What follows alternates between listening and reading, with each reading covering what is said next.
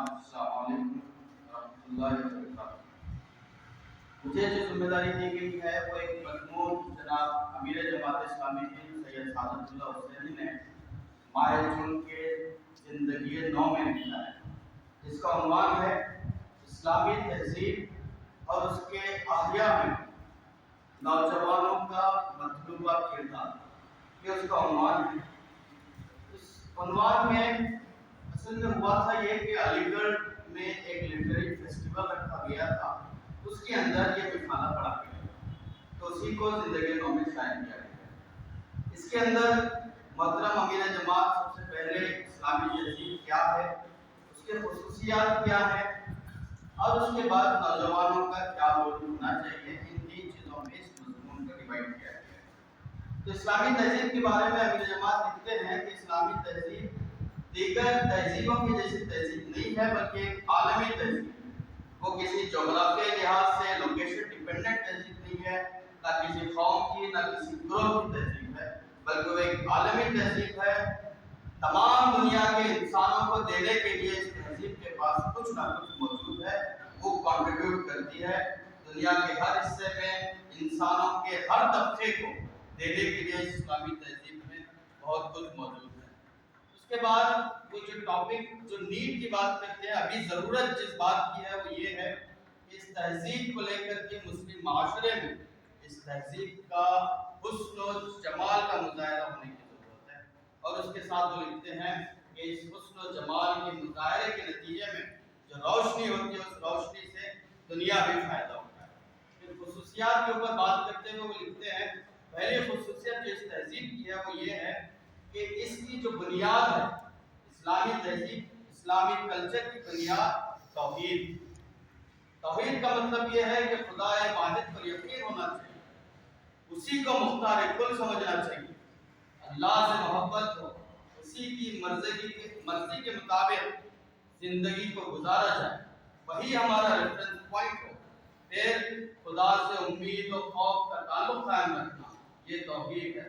اسی کی عبادت کی جائے، اسی کی خلافت دی جائے، مشکلات و مسائل میں اسے ہی یاد کیا جائے، اس کے فیصلوں پر راضی ہونا، اسی سے ڈرنا، اسی سے مانگنا، اسی کے ذکر سے طمانینت قلب حاصل کرنا، یہ توحید ہے اور یہ اسلامی تہذیب کی اصل بنیاد ہے۔ اس توحید کو جب ہم بنیاد مانتے ہیں تو اس سے جو حاصل ہوتا ہے، اس کا جو الٹیمیٹ ریفلیکشن ہے، وہ انسانوں کے اندر وسعت نظری آتی ہے، عالی ظرفی آتی ہے، شجاعت و بہادری آتی ہے، حوصلہ مندی آتی ہے، مثبت طرز فکر آتا ہے، صبر و شکر آتا ہے، توکل آتا ہے، سکون و اطمینان نصیب ہوتا ہے۔ تو یہ ان صفات سے انسان جو ہے مالامال ہوتا ہے۔ یہ اسلامی تہذیب کی پہلی خصوصیت توحید کے نتیجے میں حاصل ہونے والی ریفلیکشن۔ پھر دوسری جو خصوصیت ہمیں جماعت نے بتائی وہ یہ ہے کہ اسلامی تہذیب کا ہر عنصر با مقصد ہوتا ہے، اس کا ایک مقصد ہوتا ہے۔ جیسا فرد اور سماج ایک مقصد ہوتا ہے، اس کا ایک آدرش ہوتا ہے جو انسان کی زندگی کو ظاہری و معنوی اعتبار سے بہتر بناتا ہے، اس کو خلق خدا کی خدمت کرنے پر راضی کرتا ہے۔ یہ اس کا دوسری خصوصیت ہے۔ تیسری خصوصیت اسلامی تہذیب ایک ذمہ دار تہذیب ہے، ایک ریسپانسبل تہذیب ہے، جس کے اندر یہ بتایا جاتا ہے، جس کے اندر خلافت کا تصور ہے، جس کے اندر امانت کا تصور ہے، جس کے اندر خدا کو جواب دینے کا تصور ہے۔ یہ تصورات انسان کو غیر ذمہ داریوں سے دور رکھتا ہے، بیکار کاموں سے دور رکھتا ہے، غیر سنجیدہ کاموں سے دور رکھتا ہے۔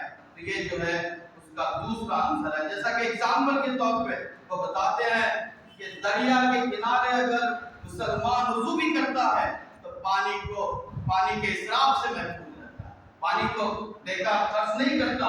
جنگ کی اگر حالت میں بھی ہے تو دشمن کے معاملے میں اصول کے خلاف نہیں جاتا۔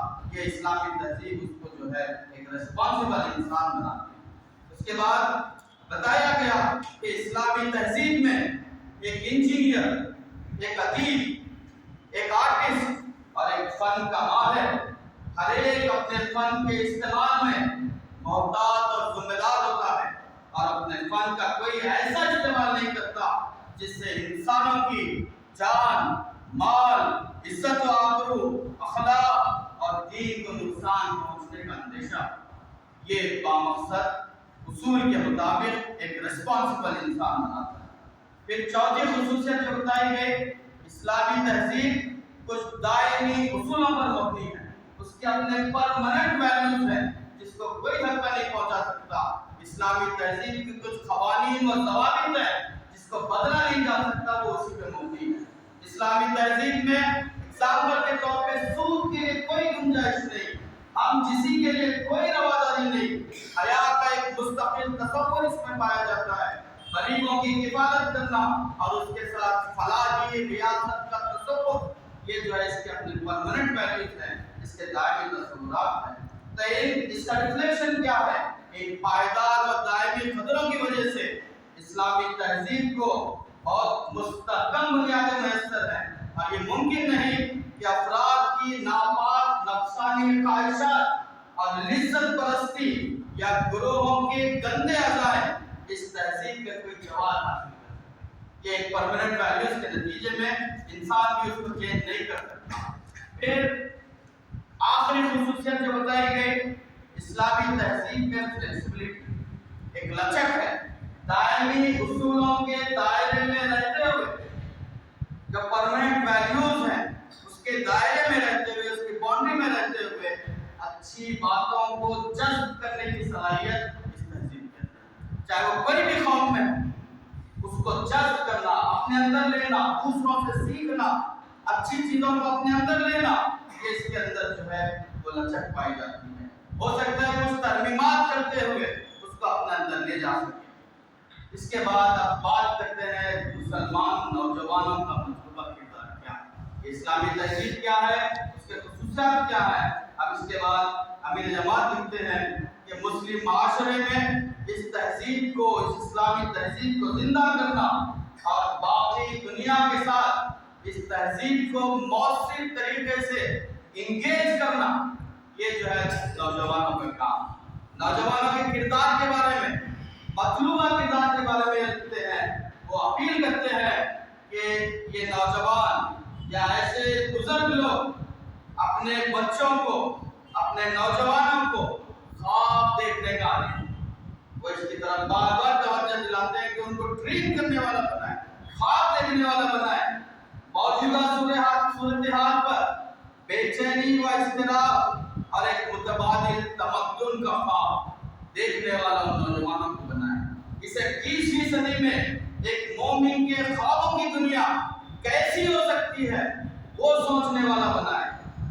شہر کیسے ہوں گے، عمارتوں کا طرز کیا ہوگا، کالجوں میں کیا پڑھایا جائے گا، ٹیکنالوجی کیسی ہوگی، بہتر دماغ کس محاذ پر کام کریں گے، ایک فرد کے لیے خوشحال زندگی کا راستہ کیا ہو، میڈیا اور سوشل میڈیا کی اخلاقیات کیا ہوں، جدید ترین ٹیکنالوجی کے حوالے سے اسلامی موقف کیا ہو، ٹیکنالوجی کے انسانوں پر کنٹرول سے سلسلے میں اسلام کا کیا موقف ہو، ماڈرن فائنانس کے سلسلے میں اسلامک اپروچ کیا ہو۔ ان سوالوں پر خواب دیکھنے والا بنائیں، سوچنے والا بنائیں، نوجوانوں کے اس کام کے لیے تیار کرنے والا بنائیں۔ پھر وہ بتاتے ہیں کہ مولانا مودودی علیہ الرحمن نے ایک مرتبہ طلباء سے خطاب کرتے ہوئے کہا تھا کہ ان کو مقلدوں کا سا نہیں بلکہ مجتہدوں کا سا کمال پیدا کرنے کے لیے طلباء کو کہا ہے۔ ہم فکر و نظر کا دھارا بدل دیں، جزوی تبدیلیاں نہیں، علوم و فنون کی بنیادیں بدل دیں، ان کا رخ موڑ دیں۔ موجودہ ٹیکنالوجیوں میں صرف ترقی نہیں، نئی ٹیکنالوجی اور علوم کے نئے شعبوں کی بانی بنے، ہمارے درمیان اہل تخیل پیدا ہو اور اسلامی دنیا کی وہ تصویر دکھائے۔ ایسا خواب جو ہے نوجوانوں کو دیکھنے والا بنائے۔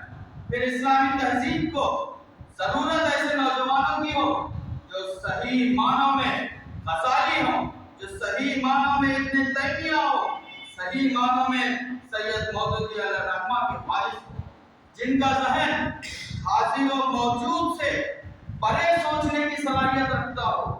ایسے نوجوان جو اپنے زمانے کے اثرات سے آزاد ہو کر ایک نئے زمانے کو بنانے کی ریاست اپنے اندر رکھتے ہو، جو انجینئر ہو تو نئے ٹیکنالوجی کا ویژن ان کے پاس ہو، جو ڈاکٹر ہو نئے نظام صحت کا خواب ان کی آنکھوں میں مچلتے ہو، جو طالب علم یا معلم ہو ان کی آنکھوں میں ایک نیا تعلیمی منظرنامہ موجود ہو۔ ایسے نوجوان جو ہے تیار ہونے کی بات امیر جماعت کرتے ہیں۔ آخر میں وہ علامہ اقبال کے اشعار سے اپنا مضمون ختم کرتے ہیں، جس میں وہ ویژن پیش کرتے ہیں کہ دیار عشق میں اپنا مقام پیدا کر، نیا زمانہ نئے صبح و شام پیدا کر، اٹھانا شیشہ گرانے فرن کے ایسا سفال ہند سے بینا و جام پیدا کر، جہان تازہ کی افکار تازہ سے ہے نمود کہ سنگ و خش سے ہوتے نہیں جہاں پیدا، میرا طریق خمیری نہیں فقیری ہے، خودی نہ بیچ غریبی میں نام پیدا کر۔